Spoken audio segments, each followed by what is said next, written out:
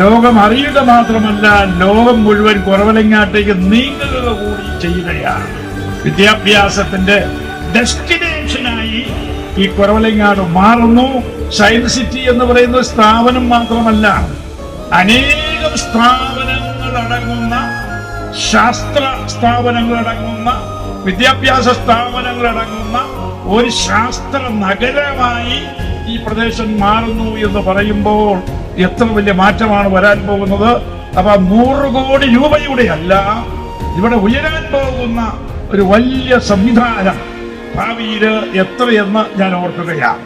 അത് നമ്മുടെ വരാൻ പോകുന്ന നമ്മുടെ തലമുറയ്ക്ക് ഏറ്റവും വലിയ ഒരു മുതൽക്കൂട്ടായിരിക്കും. വലിയൊരു പഠന കേന്ദ്രമാണ് ഇവിടെ ഇതുകൊണ്ട് ഉണ്ടാവുന്നത് എന്ന് ഞാൻ കരുതുകയാണ്. വാസ്തവത്തിൽ നമ്മുടെ വിദ്യാർത്ഥികൾ ശാസ്ത്ര അഭിരുചിയുള്ള ധാരാളം ആളുകളുണ്ട്. നമുക്ക് ആവശ്യമായിട്ടുള്ളത് ശാസ്ത്ര അഭിരുചി വളർത്തിയെടുക്കുക എന്നുള്ളതാണ്.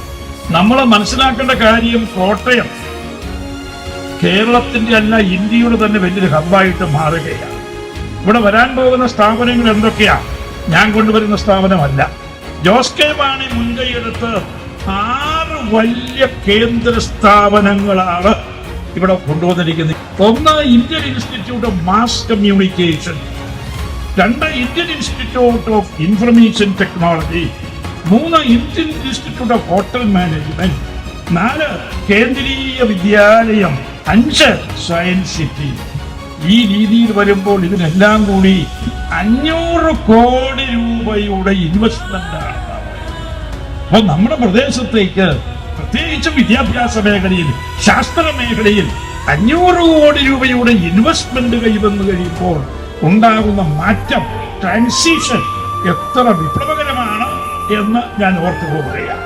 അതുകൊണ്ട് ഞാൻ പ്രത്യേകിച്ച് ഇതിന് മുൻകൈയെടുത്ത് എല്ലാവരെയും അഭിനന്ദിക്കുന്നു, MBA അനുമോദിക്കുന്നു.